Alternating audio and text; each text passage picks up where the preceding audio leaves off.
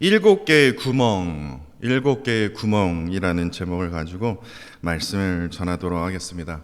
그 중국에 그 유명한 철학자가 있더라고요. 중국에 훌륭한 분들이 참으로 많은데 그 중국의 철학자 중에 이 장자라는 사람이 있습니다. 여러분도 아시죠? 장자. 그분의 그 책들이 참으로 많지 않습니까? 근데 이 장자라는 이 사람이 들려준 일화가 있습니다. 여러분 한번 잘 들어보세요. 한번 들어보셨을지도 모릅니다.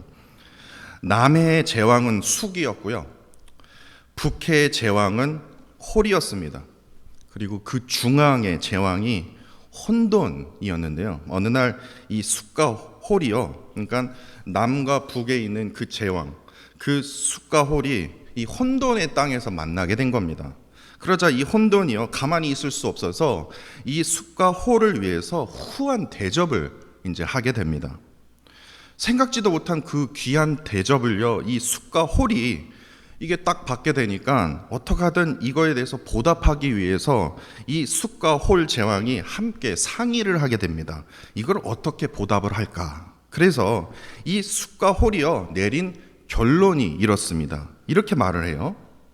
사람의 얼굴에는 7 구멍이 있어 보고, 듣고, 먹고, 호흡할 수 있는데 혼돈, 이 제왕에게는 구멍이 없으니 그에게 구멍을 뚫어줍시다. 이렇게 결정을 하게 된 거예요. 그래서요, 혼돈 제왕이요, 이리 오십시오. 그러면서 하루에 1개씩 그 얼굴에 구멍을 뚫어주었다고 합니다. 그랬더니 어떠한 일이 벌어진 줄 아십니까? 7개의 구멍, 7번째 구멍을 딱 뚫은 날, 그날 혼돈 제왕이 죽고 말았습니다. 그게 이야기예요. 이게 뭐야? 그래서 이제 찾아봤어요. 여러 가지 해석도 있고 그러는데 이게 무슨 의미로 이 장자가 얘기를 했지? 여러 가지 해석이 있을 수 있습니다. 그 하루에 그 한 구멍씩 혼돈의 이 얼굴에 뚫은 7개의 구멍은요, 여러분도 아시다시피 우리 모두가 가지고 있는 겁니다. 눈 2개죠? 그렇죠? 예. 그리고 콧구멍이 몇 개입니까? 2개죠? 벌써 4개예요. 그리고 귓구멍이 몇 개죠? 6개죠? 그리고 입구멍 하나 해서 총 뭐예요? 7개 구멍을 말을 해요. 다시 말해서 인간이라면 당연히 7개를 가져야 되는 거 아니야? 인간이라면 당연히 보게 되는 거 아니야? 느끼게 되는 거 아니야? 말하게 되는 거 아니야? 인간이라면 당연히 이렇게 생각해야 되는 거 아니야? 다시 말해서 7개의 구멍을 통해서 보고 듣고 느끼게 되는 이 자기 주관적 판단이 항상 옳다고 말할 수 없다라는 거예요. 7개의 주관적 판단으로 인해서 내가 혼돈에게 그렇게 대했더니 혼돈이 어떻게 됐어요? 살아야 되는데 죽었다라는 거예요. 그러니까 자기 주관적 판단이 항상 뭐예요? 옳을 수가 없다라는 거예요. 이걸 기억해야 된다라는 거예요. 그것을 은유적으로 이 장자가 지금 표현한 것이더라고요. 제가 다른 책을 읽어봤는데요. 제가 몰랐어요. 제가 링컨 대통령을 참으로 좋아하는데 다른 분들은 링컨 대통령 이상하다 하여튼 뭐라고 얘기하는데 하여튼 다른 분들이 더 훌륭하다는데 저는 링컨 대통령 좋아합니다. 예. 네, 링컨 대통령 제가 책을 많이 읽었는데 제가 어떻게 내가 이걸 몰랐을까? 좀 되게 부끄럽더라고요. 되게 좋아한다고 말하기가 좀 부끄러울 정도로 링컨 대통령이 이러니까 훌륭하지. 1860년대 이제 링컨이요, 그 유력한 경쟁자들을 다 물리치고 드디어 공화당 후보로 뽑히게 된 겁니다. 그리고 또 그 해에 16대 미국 대통령에 드디어 어렵게 당선이 된 겁니다. 당시 그 당선 직후에 링컨 대통령이 지금 직면한 미국의 상황은요, 완전 그야말로 진짜 엉망진창이었습니다. 왜냐? 남과 북이 이제 쪼개질 상황이었거든요. 남쪽에서는요, 노예 제도에 대해서, 폐지에 대해서 반대하면서 연방으로부터 우리는 나 독립할 거다. 너네들이 뭐라고 얘기하는데 나는 마음대로 행할 거다. 노예 제도 이게 무슨 말이냐? 폐지? 난 반대한다. 그러면서요, 분리 독립을 선언하고 있을 때였어요. 이게 나라가 완전히 반쪽으로 나눠지게 돼 있다는 거예요. 근데 이러한 어수선한 분위기에 이제 딱 링컨 대통령이 당선이 됐는데 그때 이제 일할 사람을 뽑아야 되지 않습니까? 다시 말해서 첫 내각이 있었는데 저 몰랐어요. 저 책 보고 알았어요. 여러분들이 이미 아셨는지 모르겠지만 당시 링컨 대통령은요, 상식적으로 이건 진짜 말도 안 되는 행동을 하게 됩니다. 놀라운 결정을 하게 돼요. 왜냐하면요, 링컨 대통령은요, 그토록 격렬히 링컨 대통령을 그토록 무시하고 저주하고 반대했던 이 정적이라고 얘기를 하죠. 완전 극반대, 좌파라고 얘기를 해야 되나요? 죄송합니다. 그리고 얘기하니까요. 그런 사람들이라고 불렀던 4명을 주요 인사로 뽑았던 거 여러분 아십니까? 첫 번째 내각이요. 야, 그랬더니 이제 기록을 봤더니 이렇게 돼 있어요. 링컨을요, 이 긴팔 원숭이라고, 좀 팔이 길지 않았습니까? 원숭이처럼 생겼어요, 솔직히. 죄송합니다. 긴팔 원숭이라고 막 놀리면서요, 극도로 경멸했던 이 에드윈 스탠턴을요, 국방장관으로 세웁니다. 이게 말이 됩니까? 그때 그 공화당 후보에 링컨 대통령보다 인기가 되게 많았나 봐요. 그리고 말도 잘하고 모든 부분에서 훌륭한 분이었어요. 링컨보다 정말 강력한 공화당 후보였고 또한 대통령 후보였던 자를, 그 사람이 그 윌리엄 수워드라는 사람인데 그 사람을 국무장관으로 세웁니다. 뿐만 아니라 링컨과의 경선에서요, 떨어졌어요. 맨 처음에 떨어졌거든요. 그럼에도 그거에 대해서 불복하면서 링컨 저거 아주 무식한 자다, 저런 사람이 어떻게 대통령 후보로 나올 수 있냐 하면서 끝까지 깎아내렸던 쉐먼 체이스를요, 재무장관으로 세웁니다. 근데 또 이상한 결정을 또 한 거예요. 평소에도요, 오래전부터 링컨은 이 사람은 진짜 무능하다, 이 사람 뽑으면 나라 망한다, 무능한 사람이다라고 진짜 원로의 정치인이었대요. 그래서 더 신뢰감이 있지 않겠습니까? 원로 정치인이요. 에드워드 베이츠라는 사람이 있어요. 그 사람을요, 법무장관으로 임명을 한 거예요. 진짜예요. 한번 찾아보세요. 4명을 딱 앉혀놓고 회의를 시작한다고 한번 생각을 해보세요. 첫 회의요. 서로끼리도 안 맞았대요. 왜? 지금 나라 망하려고 하는 거 아니야? 근데 여러분도 아시다시피 역대 대통령 중에 제일 훌륭한 대통령이 지금도 링컨 대통령이라고 말합니다. 워싱턴 DC 정중간에 링컨 기념관이 세워 있어요. 그런 사람을 세워놓고 어떻게 이렇게 훌륭한 업적을 낼 수 있냐고요. 위기 앞에서요, 아주 위태로운 그 위기 앞에서 가장 조심해야 할 것이, 아마 링컨 대통령이 장자의 이야기를 읽었는지는 모르겠습니다. 그런데 링컨 대통령은 그렇게 생각했던 것 같아요. 지금 위기 앞에서 가장 조심해야 될 것이 바로 내가 가진 7개의 구멍이구나. 내가 가진 7개의 구멍이구나. 내가 지금 생각하고 내가 보고 지금 내가 느끼고 있는 거 다 버려야 되겠구나. 나의 주관적인 판단을 다 버려야 되겠구나. 나의 주관적 판단에서 정말 적나라하게 지금 손가락질 하는 사람들을 뽑아야 되겠구나. 다시 말해서 링컨 대통령과 자신과 생각이 전혀 다른 사람의 목소리를 먼저 들어야 되겠구나. 그래서 이렇게 한 거예요. 결국에 나와 다른 다양한 의견을 조율해내요. 남북 전쟁이라는 큰 희생을 치르면서까지 노예 제도를 폐지했던 가장 존경받는 대통령이 누굽니까? 링컨 대통령이었다라는 거예요. 인간은요, 저마다 자신의 기준을 내세우려고 합니다. 내 기준이 최고라고 생각을 해요. 그러나 대개는 내가 세운 그 기준을요, 숨깁니다. 왜냐하면 내가 힘이 없거든요. 그런데 조금 힘이 생기잖아요. 진짜 코딱지만큼 지지를 받잖아요. 그러면 이제부터 내가 세운 기준이라고 말하면서 국민들이 원하는 거래요. 그러면서 새로운 질서를 만들고 세우게 됩니다. 그러면서 하는 얘기가, 긍정적이고 아름다운 것은 다 나에게 속한 것이고 부정적이고 추한 것은 다 얘네들, 그들에게만 속해 있다고 목소리를 막 피를 토하면서 말하지 않습니까?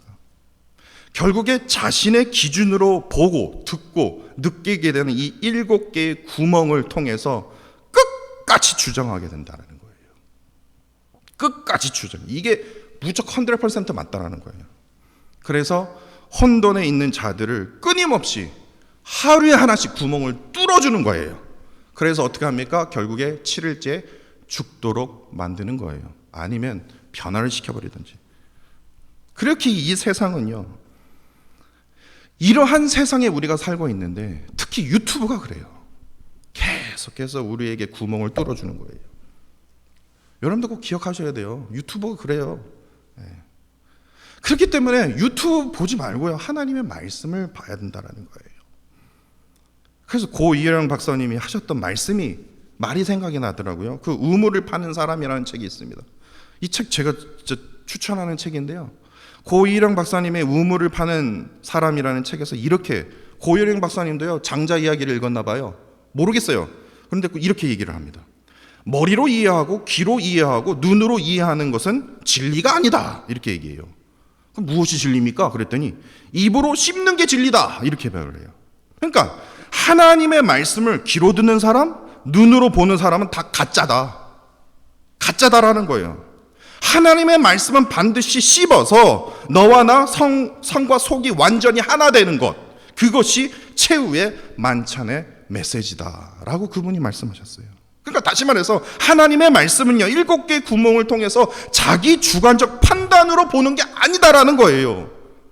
자기 주관적 판단으로 해석하고서 지금 목사가 내가 세우려고 하는 그 뜻을 이루기 위해서 말씀을 뒤밀면서 성도들이여 따라와라, 이게 나의 목표입니다, 그러면서 뒤에서는 하나님의 목표입니다, 하나님의 뜻입니다, 이렇게 해서는 안 된다라는 거예요. 7개의 구멍을 막아야 된다라는 거예요. 막으려면 어떻게 해야 돼요? 하나님의 말씀을 먼저 씹고 어떻게 해요? 내 안에 소화시켜야 된다라는 겁니다. 하나님의 뜻을 이루기 위해서요.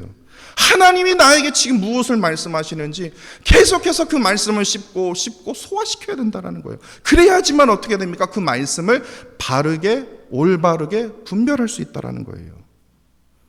이런 의미에서 오늘 본문을 한번 보십시오. 사실 오늘 본문도요, 링컨 대통령 진짜 하는 것만큼 아주 놀랍습니다. 1절에요. 안디옥 교회의 선지자들과 교회로 이루어진 총 5명의 지도자 그룹의 명단이 기록이 되어 있습니다.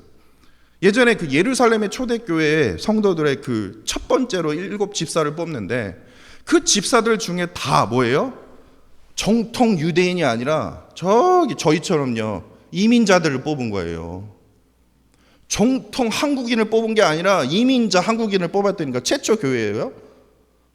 대표 집사를요. 그런데 안디옥 교회는요 더 놀랍습니다. 첫 번째 누가 기록이 되어 있습니까? 바나바입니다. 이거는 뭐 우리의 상식적이에요. 왜냐? 바나바가요 정통파 유대인이거든요. 예루살렘 교회에서, 예루살렘 초대교회에서 파송됐어요. 지금 안디옥 교회에 위해서 목회자가 필요한데 우리 예루살렘 초대교회에서 이 바나바만큼 훌륭한 목회자가 없습니다. 그러니까 이 바나바를 안디옥 교회에 지금 목사가 없다라니까 보냅시다. 그래갖고 바나바의 가르침 아래 이 교회, 안디옥 교회가 이제 성도들이 이제 배울 수가 있었어요. 그러니까 당연히 제일 첫 번째 리더로서 예루살렘 초대교회에서 파송한 인물이기 때문에 뭐예요? 제일 첫 번째 인물이 누구예요? 바나바인 거예요. 바나바의 영향력은요 안디옥 교회 성도들에게 정말 컸습니다. 그러나 제가 나중에 말씀드리겠지만요, 바나바는 결국에 사라지게 되어 있습니다. 그 이유를 제가 말씀드릴게요. 두 번째, 이제 2인자라고 얘기를 하죠. 2인자가요 뭐라고 되어 있습니까? 니게르라 하는 시므온. 이건 유대인들이 보면요 뒤집어질 일입니다. 아니요, 로마 사람들이 봐도요 그 당시에 사도행전, 이 지금 오늘 본문 말씀만 읽어봐도 뭐라고? 이게 뭐야 이거? 이래요. 왜 그러냐면 니게르라는 뜻이 무슨 뜻인지 아십니까? 검다란 뜻입니다. 다시 말해서 흑인이에요. 그 당시에, 지금 이 사도행전 그 당시에요, 흑인은요 무조건 뭐예요? 노예입니다. 링컨 대통령 시절 때에도요 흑인이면 무조건 노예였어요. 근데 그보다 더 오래된 2000년 전에 흑인 시므온, 이게 완전히 뭐 세우겠다라는 거야, 마르겠다라는 거. 더더군다나 두 번째 리더를요 노예 출신이었던 사람을 어떻게 리더로 세울 수 있지? 어떻게 그자가 성경을 가르칠 수 있지? 어떻게 그자가 예언을 할 수 있지? 말도 안 되는 거예요. 특히 유대인들이 볼 때는요, 이 흑인에 대한 이 심한 인종차별이 존재하고 있었어요. 그렇기 때문에 노예 출신이었던 흑인 시므온, 이거 정통파 유대인 바로 밑에 2인자로 어떻게 이렇게 두 번째 리더로 어떻게 이렇게 세울 수 있나? 바나바 다음으로 흑인 시므온, 이거는요 상식적으로 이거는 진짜 놀라운 결정이 아닐 수 없습니다. 세 번째는요 더 놀랍습니다. 구레네 사람 루기오입니다. 사도행전 11장 20절을 보시면요, 구브로와 구레네 사람 몇 사람이 어떻게 돼요? 이 안디옥 교회가 세워졌습니다. 그러니까 바로 이 구레네 사람이 누군지는 잘 몰라요. 그 사람이 하여튼 안디옥 교회를 세워졌는데, 바로 이 초창기 멤버 출신이었던, 그 출신의 사람이었던, 똑같은 그 동네 출신이었던 옆에 있는 사람, 그 구레네 사람 루기오가요, 흑인 시므온 다음에 리더가 된 거예요. 지금 그 구레네는요, 지금 아프리카의 리비아를 말합니다. 리비아 땅, 거기가 지금 구레네라고 얘기를 하거든요. 그러니까 루기오가 리비아 출신이었다는 거에 뭐 전혀 내세울 게 없어요. 뭐 특별하게 특별한 은사가 있는 것 같지도 않아요. 그냥 무명의 뭐예요? 크리스천 이방자입니다. 더군다나 유대인들이 그토록 싫어했던 이방인 루기오 사람, 아니 구레네 사람 루기오요? 이거는요, 왜 세 번째 인물로 왜 안디옥 교회 이런 사람을 세웠지? 근데 네 번째는요, 더 과간입니다. 뭐로 되냐면요, 분봉왕 헤롯의 젖동생 마나엔입니다. 그러니까 분봉왕 헤롯은요, 세계 역사책에 보면요, 이게 누구냐면요, 헤롯 안티파스입니다. 헤롯 안티파스는요, 진짜 그리스도인이라면요, 이를 바득바득 갈 정도로 엄청나게 이 그리스도인을 박해했던 자입니다. 최고봉이에요. 그러니까 그 똑같은 어머니 밑에서 헤롯 안티파스와 마나엔이 같이 자란 친형제라고 볼 수 있다는 거예요. 이것이요, 다시 해석하면 이렇게 됩니다. 우리나라로 해석하면요, 일제 강점기 때 예를 들면 헤롯이나 이 마나엔은요, 이 이황용 같은 사람이에요. 유대인들은요, 그만큼 한국 사람이 이황용을 뭐 선한 사람으로 봅니까? 매국노거든요. 그러니까 이 마나엔은요, 매국노예요. 유대인들에게는요, 매국노예요. 네가 뭐 변했든 말든 너는 매국노야.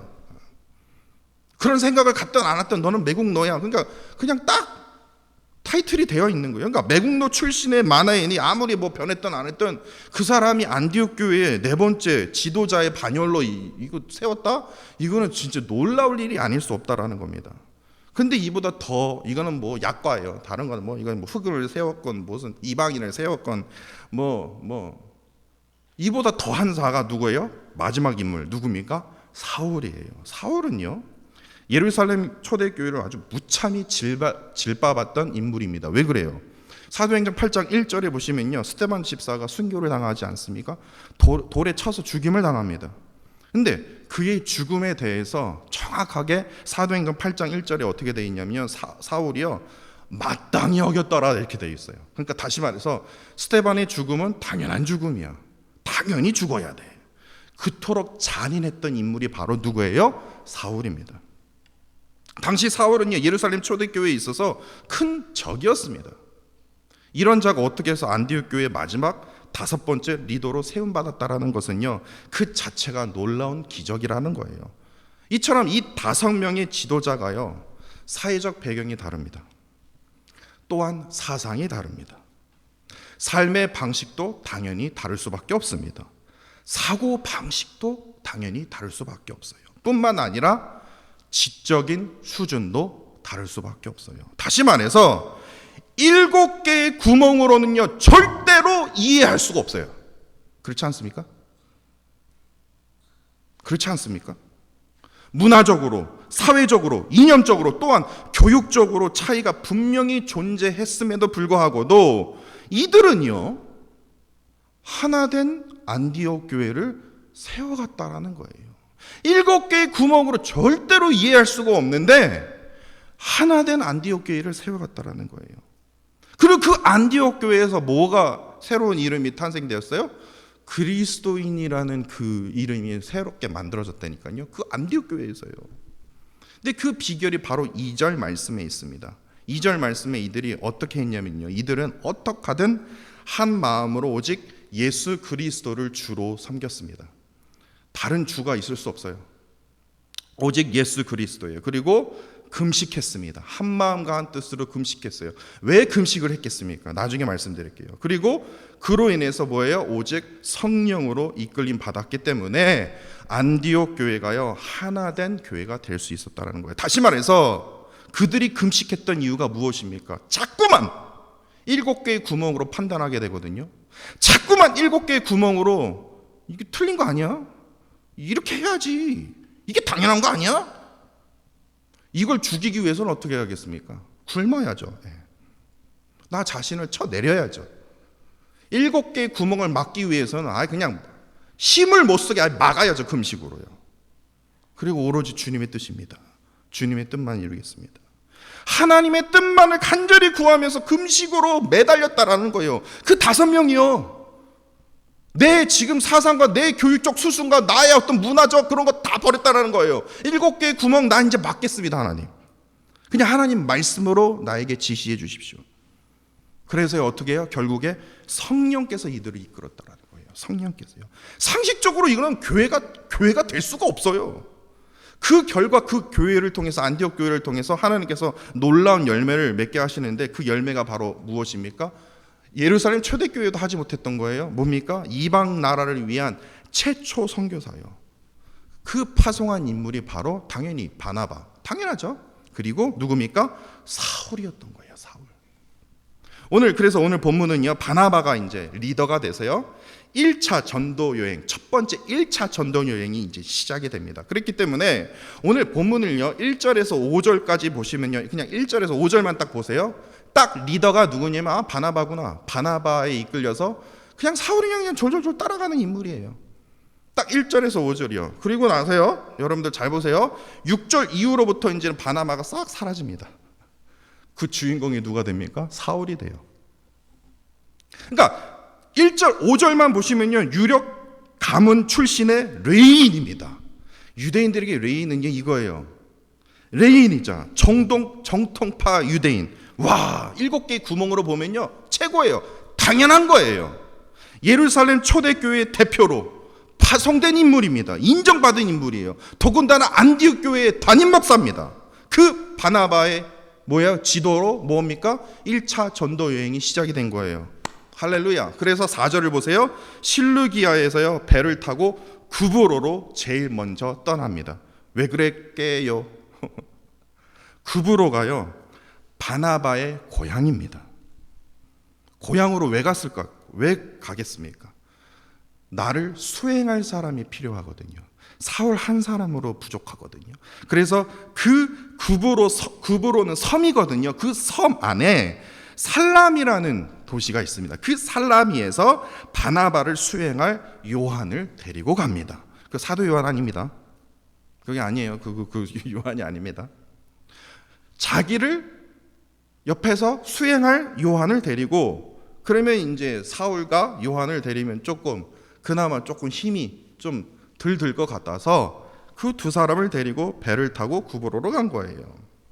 바나바의 인도에 따라 첫 번째 전도 여행이 이렇게 시작이 된 거예요. 수행원 요한, 그리고 사울을 돕는 자 바나바를 돕는 자 사울. 그래서 1절 하반절을 보세요. 1번 하반절에 보시면 뭐라고 되어 있습니까?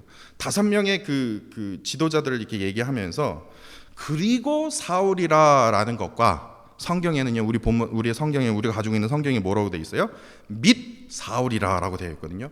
그리고 사울이라라는 것은 사울의 존재를 인정해 주지만, 및 사울이라 하면 없어도 그만, 있어도 그만, 그거예요. 및 사울이에요. 그러니까 안디옥 교회 성도들 또한, 바나바도 마찬가지고, 바나바도 사울을 볼 때 너는 나의 수행원이야, 나를 돕는 자야. 안디옥 교회 성도들도 똑같아요. 사울은 그냥 바나바를 돕는 자야. 왜요? 7개 구멍으로 판단하기에 당연히 도와야지, 이렇게 해요. 그런데 하나님께서는 생각이 다르셨어요. 6절부터요, 이제는 바나바가 사라지고요, 사울이 짜자잔 하고 등장이 됩니다. 바나바보다 사울에게 특별한 능력을 더해 주시기 때문에 그래요. 구브로 섬에 있는 바보라는 지역에 들어갑니다. 근데 그 바보 지역에 유대인이었어요. 그런데 거짓 선지자였는데, 왜 거짓 선지자냐? 마술사였거든요. 마술로 점치는 사람이었거든요. 그래서 점을 너무나 기가 막히게 쳐서 엘루마라는 그런 별명이 생길 정도로 아주 기가 막힌 자였어요. 별명이 엘루마. 그런데 그 이름이 하필이면 바예수입니다. 왜 하필이면 이름이 이럴까? 바 예수인데요. 근데 이 자가 얼마나 기가 막히게 점을 치던지 그 급으로 섬, 그 전체 급으로 섬의 총독이 누구였냐면 서기오 바울이라는 자가 있었습니다. 근데 이 서기오 바울이요, 자신의 미래를 위해서 자신이 앞으로 걸어가야 되고 결정하는 그 사항에 대해서 자기가 판단하고 자기가 연구를 해야 되는데 어떻게 해요? 바 예수를 부른 거예요. 그래서 야, 너 한번 마술 좀 쳐봐. 너 점 좀 한번 쳐봐. 내가 어떻게 해야 됐으면 좋겠냐? 이러고 살았던 자예요. 그렇기 때문에 이 바 예수가 뭐예요? 자신의 최측근이었습니다. 이렇게 삼고 있었어요. 그렇게 지금 나라를 다스리고 있었어요. 근데 그때의 구조를 보십시오. 그때 이제 사울이 바울로 변합니다. 왜 바울로 변했을까요? 바울이라고 하는 이 사울이 성령에 충만해요. 바나바는 지금 성령이 충만하지 않았나 봐요. 모르겠습니다. 근데 지금 사울만 난리가 난 거예요. 막 지금 막 거룩한 분노가 막 일으킨 거예요. 그러면서 그 거짓 선지자, 아주 악한 그 악을 행하는 이 바 예수를 어떻게 합니까? 째려보기 시작합니다. 주목하기 위해서요. 바나바는 전혀 그럴 생각 없거든요. 근데 성령 하나님께서 지금 사울에게 지금 및 사울이라 전혀 7개의 구멍으로 전혀 기대되지 않는 인물이거든요. 그런데 하나님께서는요, 지금 그에게 주목하신 거예요. 그러면서 뭐예요? 바울이라고 하는 사울, 이때부터 바울이 되거든요. 그러면서 모든 거짓과 악행이 가득한 바 예수의 눈을 어떻게 합니까? 멀게 만드는 기적을 행합니다. 이게 첫 번째 기적인 거예요. 바나바가 깜짝 놀랐겠죠. 뭐야? 내 수행원이었는데 나를 돕는 자가 왜 이렇게 나서서 저렇게 하지? 성령이 막 임하니까요, 바나바도 조용히 있는 거예요. 그로부터요, 이유로 보세요. 이제는 분명 바나바와 바울이었는데 이제는 바울과 바나바로 돼요. 이제 주인공이 바뀝니다. 12절을 보시면요, 총독이요, 사울이 행한 것을 보고 어떻게 됩니까? 바나바가 행한 것이 아니라 사울이 행한 것을 보고 뭐야? 복음을 받아들이는 그 결과를 얻게 된다는 거예요. 사울은요, 바나바의 지도로, 그 말씀의 지도로 가르쳐 왔다가, 그리고 바나바에 이끌려서 다소에 있었거든요. 그런데 바나바가 나랑 같이 우리 안디옥 교회에서 사역하자, 그렇게 데리고 온 청년이거든요. 그래서 말씀을 열심히 가르쳤거든요. 그야말로 바나바를 돕는 자였어요. 근데 결국에 이방 땅에 딱 들어가자마자 바나바는 저리 가라고 엄청난 성령의 능력을 나타낸 거예요. 그것이 바로 오늘 본문에 기록이 되어 있다는 거예요. 그러니까 히브리어식의 뭡니까? 히브리어는요, 사울이에요. 근데 헬라어는요, 그거 바울이라고 얘기하거든요. 근데 헬라어식의 이름은 바울로 바뀌게 된 거예요. 그러니까 사울과 바울은 똑같은 이름입니다. 똑같은 의미예요. 근데 헬라어식으로 이제 바뀐 이유는 뭐냐면, 제가 한국에서는 요한이라고 불렀다가 미국에서 잔이라고 불렀던 거, 잔이라고 불리는 거예요. 이런 식인 거예요. 근데 왜 히브리식에서 왜 헬라어식으로 바울로 불리게 된 이유가 뭐냐면, 그 속에서 뭐예요? 하나님께서 이제부터 바울을 통해서 이방 나라를 위한 하나님의 거룩한 사도로 내가 세우겠다라는 그 증거가 바로 오늘 본문부터 시작이 됐다라는 거예요. 급으로 섬 안에 있는 이 바보라는 이 이방 땅, 그 이방 땅에서 총독이었던 이 서기오 바울을 전도하기까지, 그 유대인 거짓 선지자이자 그 마술을 기가 막히게, 점을 기가 막히게 쳤던 그 바 예수보다 더 강력한 성령의 능력을 나타나기까지, 바나바와 함께 이방인의 복음을 전하려고 급으로로 가는 그 배를 타기까지, 하나님의 말씀을 가르치며 이방인의 그 선교사로 파송받을 때까지, 초대교회로부터 그토록, 그 초대교회 그 성도들을 그토록 박해했던 인물이 하나님의 그 부르심, 다시 말해서 하나님께서 바나바를 통해서 그의 동역자로 부르실 때까지, 사울 지금 그 자체에서 일어난 그 모든 그 일들은요, 인간이 가진 7개의 구멍으로 이해할 수 있습니까? 7개 가진 그 구멍으로 그렇게 만들 수 있습니까? 절대로 만들 수 없거든요. 다시 말해서 자기 인간의 주관적 판단으로는요, 절대로 일어날 수 없는 일들이 누구에게 일어난 거예요? 지금 사울에게 일어난 거라는 거예요.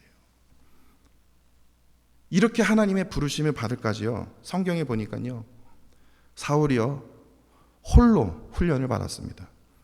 아라비아에서 3년을 있었고요, 다소에서 10여 년을 혼자서 홀로 하나님과 씨름하면서 보냈어요. 그러니까 하나님께서 왜 홀로 그렇게 아라비아에서 3년, 다소에서 10년을 보낸 이유가 하나님께서야 말씀을 허락하시면서 그 말씀을 어떻게 해요? 자기 스스로 씹는 거예요. 소화시키는 거예요. 모든 사람들은 다 인정할지 몰라도 하나님께서 너 나중에 내가 13년 후에 내가 너에게 큰 내가 역설을 일으킬 테니까 내가 말씀 허락했는데 넌 씹어. 계속 씹어서 소화시켜. 그래서요, 바울에게만 주어진 특별한 은사가 바로 이 13년 안에 준비가 된 겁니다. 그가 그냥 한 번에 그냥 변화된 게 아니라 이 13년 안에 어떻게 그 수많은 복음서를 편지를 교회를 향한 지금 우리 신약 성경의 진짜 절반 이상의 그 내용의 글이 누굽니까? 사도 바울로부터 나온 거거든요. 하루 아침에 된 게 아니에요. 13년의 훈련이 있었어요. 하나님께서 허락하신 그 말씀을 뭐예요? 자기가 소화시킨 거예요. 그래서 그 첫 열매가 바로 이 총독 서기오 바울이에요. 근데 이 총독 서기오 바울뿐만 아니라 여러분도 아시다시피 이방인들 모두가 이 예수 그리스도에 관한 그 가르침에, 바울의 가르침에 화를 짝 놀랍니다. 바나바 때문에 놀란 게 아니라 예수 그리스도에 관한 이 바울의 가르침이요, 바울의 가르침에 전 세계가 놀래요. 그냥 이방인들이 놀란 게 아니라 전 세계가 놀란다라는 거예요. 그렇게 엄청난 은혜를 누구에게 주셨어요? 그 은사를 이 바울에게 하나님께서 허락하셨다는 거예요. 결국에 이방 땅에 머리가 되신 예수 그리스도의 그 교회가 세워지게 된 것도요, 그리스도인을 그토록 잔인하게 핍박했던 그 로마가 결국에 기독교를 로마의 국교로 삼게 된 것도요, 더군다나 그 타락한 교회에서 어떻게 됩니까? 엄청난 종교 개혁이 일어난 것도 그 모두가 바로 하나님의 열심으로 세워진 이 사도 바울의 수많은 그 가르침을 통해서 이 모든 일이 일어난 거거든요. 이거는 전혀 우리의 7개 구멍으로 이해할 수 없는 일들이 지금 일어나고 있다는 거예요. 그러니까 사울이 바울로 부르심을 받을 때까지 아라비아에서 3년 그리고 다소에서 10여 년의 시간이 그게 중요한 것이 아니라 무엇이 중요했어요? 그 13년 동안 하나님께서 끊임없이 그에게 하나님의 말씀을 허락하셨다는 거예요. 그러면서 하는 얘기가 이거예요. 성경엔 정확하게 기록이 되어 있지 않지만 하나님께서 바울에게 이렇게 얘기했을 거예요. 7개의 너가 가진 그 구멍, 네가 가진 그 배경 다 싹 잊어라. 7개의 구멍 다 막아버려라. 내가 지금 새로운 말씀을 너에게 허락할 텐데 이걸 반드시 씹어라. 그리고 소화시켜라. 결국에 너를 통해서 내가 크신 역사를 이룰 거다. 이거예요. 그러니까 신앙생활은요, 내가 모태신앙입니다. 저 지금 기본이 40년. 아니요, 저 후손 대대로 지금 신앙생활 했거든요. 그게 자랑한 게 아니더라고요. 그 뭐가 자랑입니까? 지금 하나님께서 나에게 주신 그 말씀을 지금 이 순간 지금 씹고 소화하고 있냐고요. 그 말씀을 지금 내 삶에 지금 전용하고 있냐고요. 다시 말해서 신앙의 연수가 중요한 게 아니라 뭡니까? 지금 하나님과 나의 관계가 중요하구나라는 것을 우리가 깨닫게 된다는 겁니다.